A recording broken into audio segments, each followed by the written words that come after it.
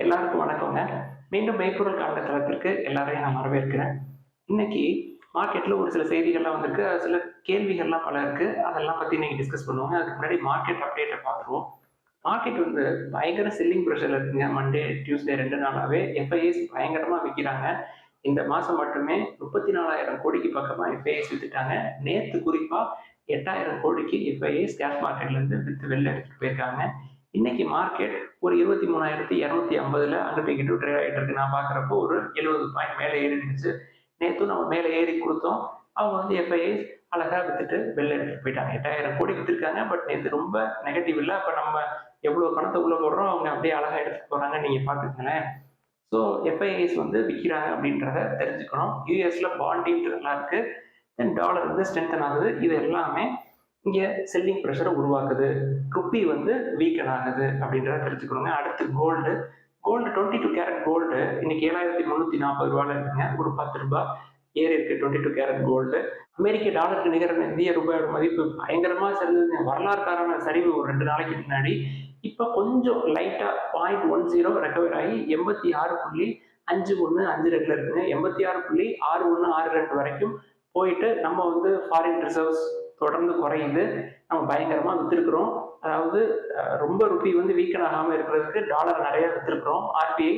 So forex reserves குறைஞ்சிருக்கு. வித்தும் நம்மளால அதை வந்து ஒரு மெயின்டைன் பண்ண முடியல அப்படின்றதான் உண்மை. அடுத்து கச்சா எண்ணெயோட விலை வந்து ஒரு 2 நாளைக்கு முன்னாடி பயங்கரமா ஏறி $81 வரைக்கும் கிட்ட போயிட்டு இப்ப $80.08 இருக்குங்க. அதுவும் ப்ரெஷர்ல தான் இருக்கு. அதுவும் ஏறுது.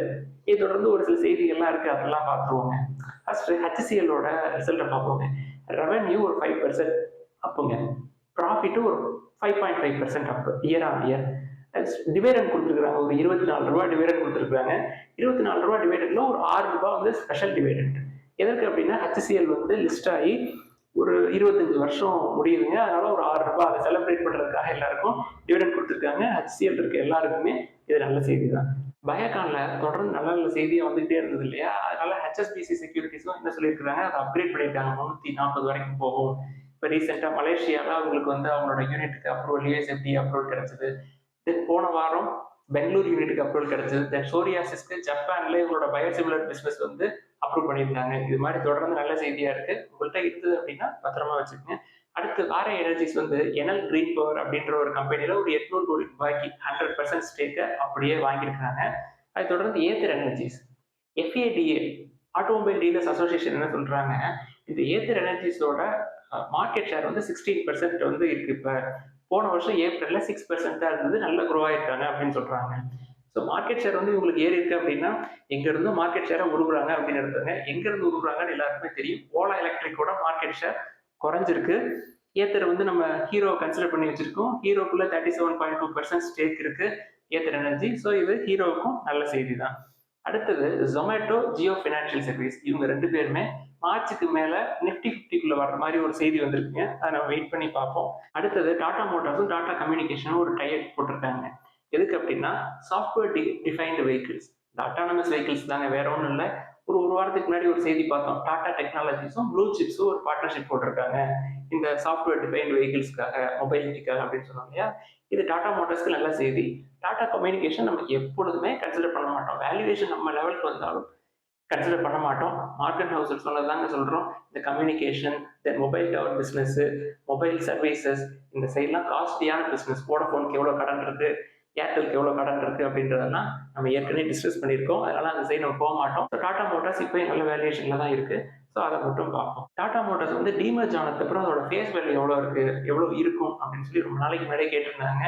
டாடா மோட்டார்ஸ் லிமிடெட் அப்படின்றது Tata motors passenger vehicle, commercial வெஹிக்கிளாக பெரியறப்ப அதோட ஃபேஸ் வேல்யூ மாறாது, ட்ரூவாக தான் இருக்கும். கோல்டு இடிஎஃப் வந்து எதை கன்சிடர் பண்ணலாம் அப்படின்னு கேட்டிருந்தாங்க. நான் கன்சிடர் பண்றதை சொல்லிடுறேங்க. Tata gold exchange traded fund தான் நான் கன்சிடர் பண்ணுவேன் எப்பொழுதுமே. ஏன்னா டாடா குழுமத்தை பத்தி நம்மளுக்கு தெரியும். எக்ஸ்பென்ஸ் ரேஷியோ கம்மி. ஏற்கனவே அவங்க கோல்டு பிசினஸ்ல டைட்டன் ஒரு கம்பெனி வச்சிருக்காங்க. தென் சப்சிடரி கம்பெனிஸ் எல்லாம் இருக்கு. அதுல அவங்க பிளேயரா தான் இருக்கிறாங்க, பெரிய பிளேயரா இருக்கிறாங்க. அதனால Tata gold exchange traded fund தான் நான் எப்பொழுதும் கன்சிடர் பண்ணுவேன். அடுத்து இந்த எல்என்டி ஃபினான்ஸ் பத்தி நீங்க சொல்லுங்க அப்படின்னு சொல்லியிருந்தாங்க. நான் போன வாரம் தாங்க ஒரு வீடியோ பண்ணியிருந்தோம் மைக்ரோ ஃபினான்ஸ் பத்தி.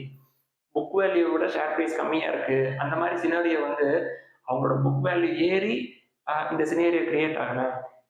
உண்மையிலேயே வந்து வேல்யூவேஷன்ஸ் வந்து இப்ப நல்லா இருக்கிற மாரி தெரியறதுக்கு என்ன காரணம் அப்டின்னா, அவங்களோட பிசினஸ் வந்து குறைஞ்சிருக்குது.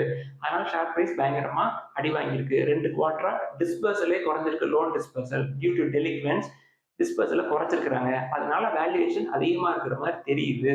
இந்த மாரி மைக்ரோ ஃபைனான்ஸ் செக்டார்க்குள்ள ஒழுங்கா அனலைஸ் பண்ணாம, பேலன்ஸ் ஷீட்ட பார்க்காம, என்பிஏ பார்க்காம போறது எப்படி அப்டின்னா, விழுற கத்திய கையில பிடிக்கிற மாரி அப்டின்னு சொல்லி நியூஸ் பேப்பர்ல போட்டிருந்தாங்க. அத நம்மள்ட்ட சொல்லியிருந்தோம் ஏற்கனவே. ஸோ பார்த்துக்கங்க. அடுத்து மார்க்ஸ் அண்ட் ஃபார்மா பத்தி சொல்லுங்க அப்படின்னு சொல்லியிருந்தாங்க. பிஇ ரொம்ப அதிகமா இருக்குங்க. அந்த சைட்லாம் வேணாம். இப்ப ஹை வேல்யூவேஷன்ல இருக்கிற ஸ்டாக்ஸ் எல்லாமே எப்படி கீழ வருது அப்படின்றத எல்லாருமே பார்த்துருப்பீங்க. இதனால தாங்க திருப்பி திருப்பி நம்ம கூவிக்கிட்டே இருக்கோம். ஹையர் வேல்யூவேஷன் வேணாம், ஹையர் வேல்யூவேஷன் வேணாம். டெட் இருக்கிற கம்பெனி வேணாம், வேணாம். புக் வேல்யூ கீழ இருக்கிற மாரி பாருங்க, பாருங்க அப்படின்னு சொல்றோம் இல்லையா? ஸோ இப்பயும் ஃபார்மா வேணும் அப்படின்னா, ரெட்டி வந்து நம்ம லிஸ்ட்ல இருக்கு. பிஇ 20 கிட்ட இருக்கு. தென் நாட்கோ ஃபார்மா இருக்கு. பிஇ கம்மியா இருக்கு. தென் நாட்கோ விழுந்திருக்கு. எதையுமே நிறைய வாங்காதீங்க. 1, 2 மட்டும் கன்சிடர் பண்ணுங்க அப்படின்றதான் நம்ம சொல்றோம். நிறைய கன்சிடர் பண்ணி கீழ விழுறப்ப சுட்டுக்காதீங்க. அடுத்து ஹீரோ வந்து எந்த லெவல்ல கன்சிடர் பண்ணலாம் அப்படின்னு கேட்டிருந்தாங்க. நான் எப்ப கன்சிடர் பண்ண ஆரம்பிச்சேனோ, அப்பயே நான் வந்து உங்கள்ட்டயும் அந்த லிஸ்ட்ல ஆட் பண்ணிட்டேன். நான் கன்சிடர் பண்ணதுக்கப்புறம் 6% 7% கீழ விழுந்திருக்கு. இப்ப பிஇ வந்து 19 வரைக்கும் வந்துருச்சு. ஸோ நீங்க வந்து 1, 2ன்ட்டு உங்களோட ரிஸ்க் அப்படைட்க்கு ஏத்த மாரி நீங்க வந்து கொஞ்சம் கொஞ்சமா கன்சிடர் பண்ணலாம். அடுத்தது எஸ்ஐபி பத்தி கேட்டிருந்தாங்க. நான் வந்து எஸ்ஐபி போடுறதே இல்லைங்க. அதையும் மீறி ஒரு சில நெருங்கிய நண்பர்கள், நான் தலைகீழ தான் குதிப்பேன். எனக்கு வந்து எஸ்ஐபி வேணும் அப்படின்னு சொல்லி விடாப்பிடியா கேட்டா, நீங்க வந்து இண்டெக்ஸ் வந்து நிஃப்டி 50 இண்டெக்ஸ்ல போடுங்க அப்படின்னு சொல்லிருவேங்க. அதுக்கு மேல இந்த ஆக்டிவ் ஃபண்ட்ஸ், இண்டெக்ஸ் ஃபண்டுக்குள்ள நான் போறதே இல்லை. அப்படி நீங்க கண்டிப்பா போடணும் அப்படின்னா, இந்த வருஷம் நீங்க வந்து ஒரு 12 மந்த்ஸ் போடுறீங்க அப்படின்னா, நெக்ஸ்ட் இயர் என்ன பண்ணணும்? 1100 போடணும். அதுக்கு அடுத்த வருஷம் அங்கிருந்து ஒரு 10% இன்க்ரீஸ் பண்ணி போடணும். ஒரே வேல்யூவா போடக்கூடாதுங்க. உங்களோட வேல்யூ நீங்க போடுற அமௌண்ட்ட வருஷத்துக்கு ஒரு 8 to 10% கொஞ்சம் ரைஸ் பண்ணி போட்டீங்கன்னா, உங்களுக்கு வந்து நல்ல அப்ரிசியேஷன் கிடைக்கும். இப்போ மார்க்கெட்டே பொத்துன்னு கீழ விழுந்துட்டு இருக்குங்க. இந்த நேரத்துல ஒரு நல்ல நல்ல ஸ்டாக் எல்லாம் பொறுக்கி வச்சுக்கிறது ரொம்ப நல்லது.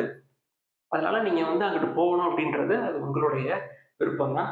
கடைசி ஒரு 1 வருஷம், 2 வருஷம், 3 வருஷத்துக்கு முன்னாடி 5 வருஷம், 10 வருஷம் வரைக்கும் மியூச்சுவல் ஃபண்ட் போட்டவங்க நல்ல ரிட்டர்ன்ஸ்ல இருப்பாங்க.